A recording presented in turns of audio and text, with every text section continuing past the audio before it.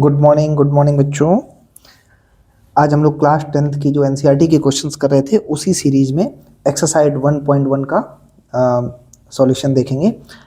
I hope आप लोग अच्छे से पढ़ रहे होंगे, रिवाइज कर रहे होंगे, जो मैंने होमवर्क दिया था वो भी आपने किया होगा। ठीक है, हालांकि पहला क्वेश्चन हमने कल करवा दिया था जिसमें पूछा गया था कि आप नंबर्स को प्रोडक्ट ऑफ प्राइम्स के रूप में चेंज करें। ठीक है, अभी दूसरे क्वेश्चन पे चर्चा करते हैं। ठीक है, जितने बच्चों ने होमवर्क किया है वो जरा उन एक्सरसाइज को देखेंगे कैसे क्वेश्चन करना है। देखो पहला क्वेश्चन क्या है। क्वेश्चन ये है, find the LCM and HCF of the following pairs of integers. अच्छा, इसका मतलब है कि हमें जो नीचे नंबर दिए गए हैं उनका एलसीएम निकालना है और एचसीएफ निकालना है। ठीक है, ऑफ इंटीजर्स, इंटीजर्स दिए गए एंड वेरीफाई दैट, और ये वेरीफाई करना है कि LCM into HCF equal to product of their two numbers. मतलब हमने आपको जो कल फॉर्मूला बताया था उसका वेरिफिकेशन करना है। ठीक, तो हमने दो क्वेश्चन उठाए हैं, एनसीईआरटी में शायद से 3 क्वेश्चन दिए हैं, तो एक क्वेश्चन आपका होमवर्क में हो जाएगा।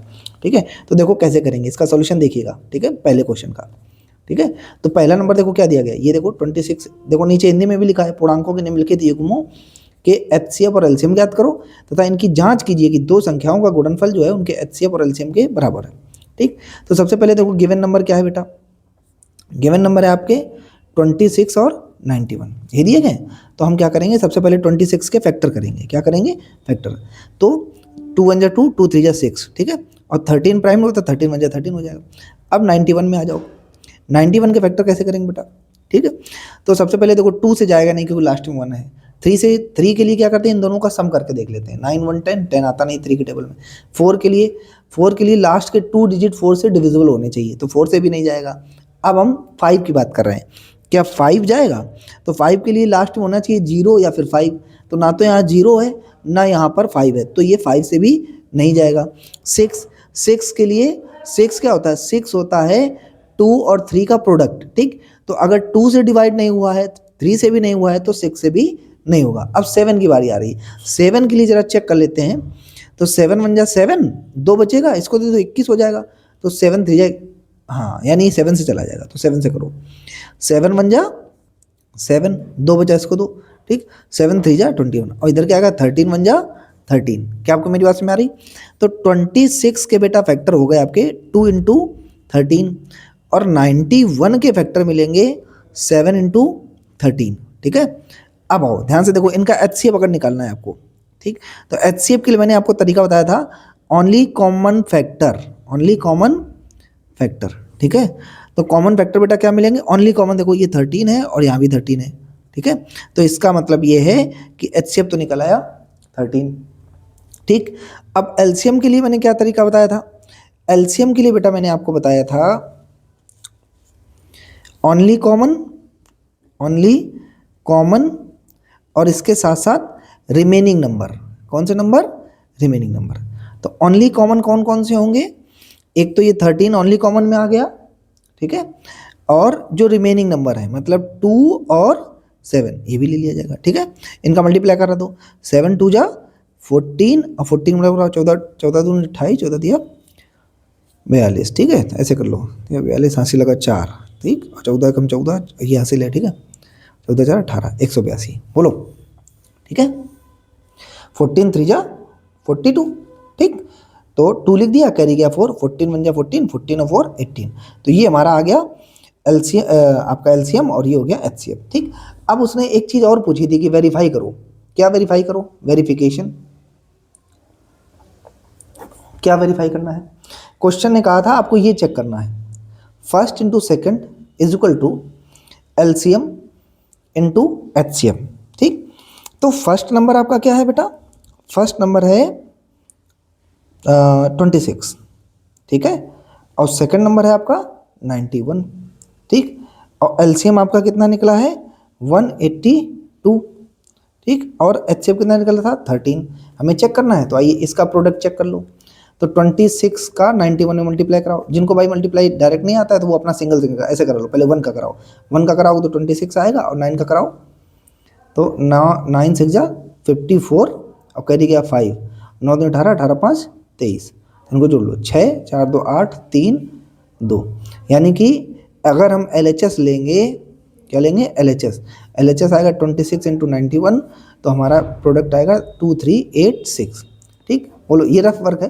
ऐसे इधर आओ, 182 मल्टीप्लाई बाई 13 कराओ मल्टीप्लाई, 13 की तो टेबल आती होगी, 13 दूनी 26, ठीक। या मान लो जिनको नहीं आता वो 3 से करा लो, 3 दूना 6, ठीक, 3 अट्ठे 24 हासिल 2, ठीक, 3 कम 3 और 3 2 5, ठीक। इधर 1 क्या कराओगे तो 182 ही आएगा, इसको ऐड करो 6, ठीक है, 4 2, ये गलत किया था, 4 2 6 होगा यहाँ पर, तो ये 6 आएगा, ठीक है, 4 2 6, 8 8 5 13, ये 2, ठीक है।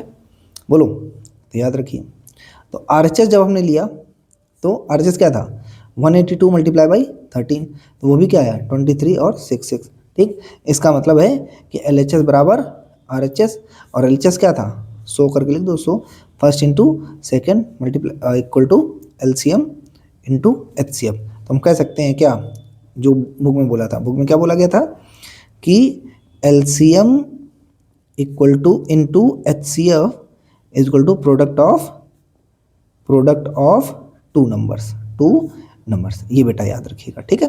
तो अब जो दूसरा क्वेश्चन है, दूसरा क्वेश्चन क्या है, दूसरे क्वेश्चन में गिवन नंबर क्या है बेटा, गिवन नंबर है 510 और दूसरा नंबर क्या है 92। सेम इसी तरह आपको ये करना है, HW कर लीजिएगा अगर आपने नहीं किया हो, सेम ऐसे ही करना है, ठीक है। अब आइए ध्यान से देखो, इस तरह का क्वेश्चन हमने कराया था, लिखा है अभाज्य गुणनखंड विधि द्वारा निम्नलिखित पूर्णांकों के HCF और LCM ज्ञात करो। मतलब ये नंबर दिए गए हैं, ठीक, इनका HCF और LCM निकालना है, ठीक। और 3 के लिए मैंने आपको बताया था ये फॉर्मूला, जैसे यहाँ पर first into second is equal to LCM into HCF है, ये जो फॉर्मूला है ये 2 ही नंबर के लिए है, 3 नंबर के लिए एप्लीकेबल फॉर्मूला नहीं होता है, ठीक, याद रखिएगा, ठीक। तो इसमें हम एक क्वेश्चन कर रहे हैं, एक क्वेश्चन आप होमवर्क में रहेगा आपके, ठीक है। देख लेता हूँ, मैंने तीसरे दिया था नहीं, ठीक है, चलो कोई बात नहीं। देखो, तो सबसे पहले पहला वाला क्वेश्चन करते हैं, ठीक है। तो गिवन नंबर्स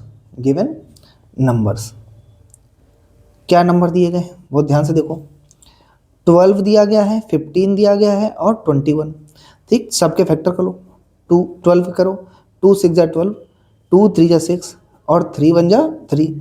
अब 15 के करो, 3 5 15 और 5 एकम 5। 21 के करो, 21 के क्या होंगे, 3 7 21 और 7 एकम 7, ठीक। तो टोटल ऐसे लिख लिया करो, 2 के 12 को क्या लिखोगे, 2 मल्टीप्लाई बाई 2 मल्टीप्लाई बाई 3। 15 के क्या लिखोगे, 3 मल्टीप्लाई बाई 5। फिर 21 को क्या लिखोगे बेटा, 3 मल्टीप्लाई बाई 7, ठीक है। तो आपका HCF कैसे निकलेगा, अब मान लो अगर HCF निकालना है तो HCF के लिए मैंने क्या बताया है, ओनली कॉमन फैक्टर, यही तो बताया था, ठीक। ओनली कॉमन में देखो क्या आएगा, 3 3 3 और कोई कॉमन मिल नहीं रहा है, तो इसका मतलब HCF कितना आ जाएगा 3। और LCM कैसे निकलेगा बेटा, ओनली ट्रिक क्या है, ओनली कॉमन, ठीक है, और रिमेनिंग नंबर, ठीक है, ये याद रखिएगा, बचे हुए नंबर, मतलब कॉमन वाले और जो बचे हुए नंबर है उनका भी प्रोडक्ट। तो ओनली कॉमन में तो 3 था, बचे हुए कौन सा नंबर है, ये 2 बच गया है, 2 मल्टीप्लाई बाई 2, एक 5 बच गया है और एक 7, तो इनका मल्टीप्लाई करा दो, 3 दूना 6, 6 दूनी 12, ठीक, और 7 गुना 35। ऐसे नंबर लिखा करो जिसका पढ़ा आता हो, अब हमें 35 का नहीं आता लेकिन 12 का आता है, तो 12 पंचे 60 हासिल 6 और 12 तो बातें 36 और 36 और 6 कितना हो गया 42, ठीक। तो आपका जो LCM होगा वो ये होगा और HCF होगा वो आपका 3 होगा। क्या आपको मेरी बात समझ में आ रही, बहुत बढ़िया बेटा, ठीक। अब हम अगला क्वेश्चन देखते हैं, बहुत ध्यान से देखना, सेम जैसे अभी हमने क्वेश्चन करे वैसे ही नेक्स्ट क्वेश्चन, ये सारे क्वेश्चन NCERT के हैं बेटा, है ना, तो आप इनकी प्रैक्टिस कर सकते हैं इससे। फिर कह रहा है HCF निकालना है, अच्छा ये कह रहा है गिवन है HCF of 306 657 is equal to 9, ठीक। तो कैसे करेंगे, बहुत ध्यान से देखना, ठीक है। तो गिवन नंबर क्या है, गिवन नंबर्स 306 और क्या दिया है 657, ठीक है, और इनका हमको HCF दिया गया, इस तरह से अगर लिखा है तो HCF दिया गया, HCF कितना दिया गया 9, ठीक। अब हम लोग क्या जानते हैं, एक फॉर्मूला मैंने बताया था, वी नो दैट, ठीक। अब NCERT में कम क्वेश्चन दिए हैं, अगर दूसरी किताबें उठाओगे तो बहुत अच्छे क्वेश्चन मिल जाएंगे। क्या आप ही जानते हो ना, first number multiply by second number is equal to HCF into LCM, ये तो होता है। तो फर्स्ट नंबर कितना है बेटा 306, सेकंड नंबर कितना है 652 और HCF कितना है 9 और LCM हमें पता नहीं है, तो LCM निकालना है। 1 मिनट बेटा, 1 मिनट रुकिएगा, है ना। हाँ, तो हमें LCM निकालना है ना, तो LCM के लिए ये यहीं रखो, इसको इधर ले आओ। तो 306 multiply by 652 upon 9 is equal to L मतलब LCM, ठीक है। अब कट कर दो, हो सकता है कोई नंबर 3 से कट जाए। अच्छा ये देखो, सीधे 9 से भी काट सकते हो या 3 से काटो। चलो 3 से इसको काटो, 3 का 9, इधर आओ, 3 एकम 3, 0, 3 दूना 6, फिर 3 से काटो। ठीक, 3 का 9, एक बचा, 3 चौको 12। बोलो तो क्या है, 34 multiply by 652 is equal to L. अब इनका मल्टीप्लाई करा लो। ठीक, तो अब मान लो हमें टेबल नहीं आती, ठीक है, तो एक एक का भी करा सकते हो, ऐसे कर लो 652 मल्टीप्लाई बाई 34। आप चाहो तो इसको तोड़ भी सकते हो, ऐसे तोड़ दो दो नंबर्स में। ठीक, 17 दूनी 34 होता है, 17 इंटू 17 का टेबल आता है, ऐसे कर लो। या फिर आप अपना जैसे ट्रेडिशनल मेथड दो दो कर एक एक करके, 4 दूनी 8, ठीक, 4 पंचे 20 हासिल 2, ठीक, 4 संग 24, 24 2 26, 3 का कराओ, 3 दूनी 6, 3 बचे 15 हासिल 1, 36 18, 18 1 19, इनको ऐड कर दो, 8 6 6 5 11, 9 2 11 1 12 1। तो आपका इसका क्या आ जाएगा, 12168, ये आपका एलसीएम हो गया। ठीक, अब इस तरह का मैंने कल क्वेश्चन एक करवाया था। ठीक, उसमें आपको बताया गया था कि check whether 6 power n can end with the digit 0। क्या 6 पावर n, देखो ध्यान से सॉल्यूशन, मतलब ये कह रहा है आपको ये चेक करना है कि 6 पावर n वाले जितने भी नंबर होते हैं क्या वो 0 से एंड हो सकते हैं। तो 6 पावर n क्या है बेटा, गिवन नंबर है आपका, ये क्या है, गिवन नंबर। इसमें बेस क्या है बेटा, बेस है 6, 6 के फैक्टर क्या होंगे 2 इंटू 3, है ना, जो कि 2 की पावर m और 5 की पावर n के फॉर्म नहीं है। तो यहाँ लिखोगे सो 6 की पावर n इज नेवर, या will be never, will never and with 0। ठीक है, याद रखिएगा। अब दूसरा क्वेश्चन कह रहा है एक्सप्लेन वाई, ये नंबर दिया गया है और ये दो क्वेश्चन है इसमें, कह रहा है आर कंपोजिट नंबर। ठीक, तो इसके लिए हम एक कॉन्सेप्ट बता देते हैं आपको। ठीक है, कंपोजिट नंबर, कंपोजिट नंबर याद रखिएगा, more than 2 factor, more than 2 factor. ठीक है, ये आप याद रखिएगा। ठीक, और प्राइम नंबर क्या होगा, exact 2 factor, exact 2 factor, exact 2 factor.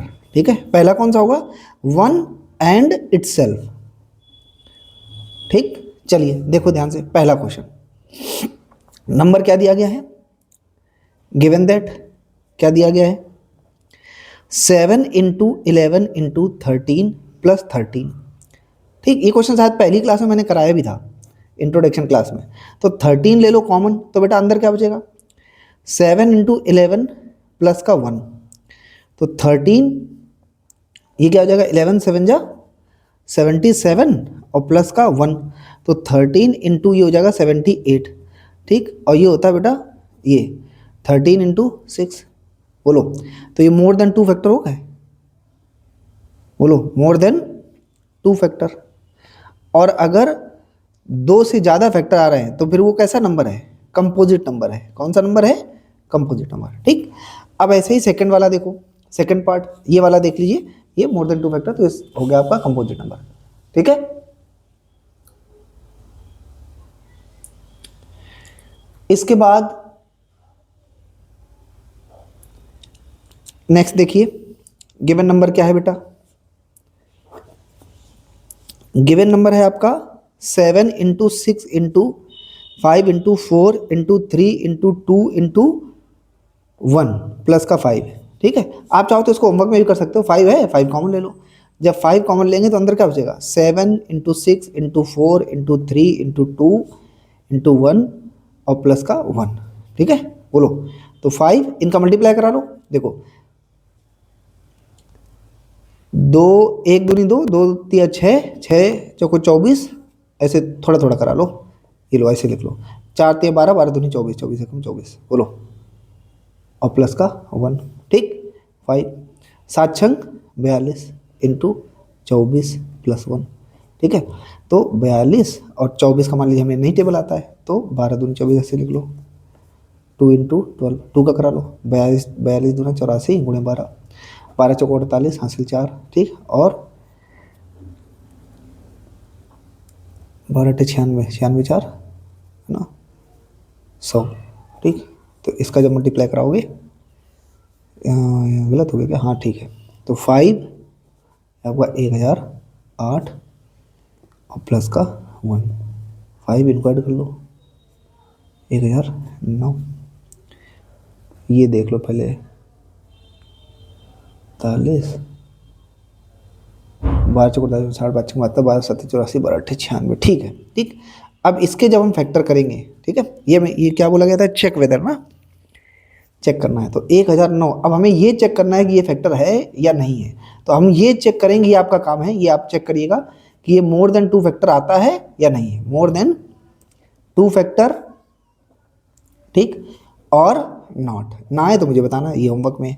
अगर मोर देन 2 फैक्टर आया तो कंपोजिट नंबर होगा, कंपोजिट नंबर होगा, ठीक। और अगर आया एग्जैक्ट 2 नंबर, एग्जैक्ट 2 नंबर, तो क्या होगा, तो प्राइम नंबर होगा। समझ गए? ठीक, आई होप आप लोग को समझ में आ रहा होगा। ठीक है, आप अच्छे से पढ़िए, क्वेश्चंस करिए और डाउट से पूछिए, और चैनल को सब्सक्राइब करो और लाइक भी करो। ठीक है, थैंक यू।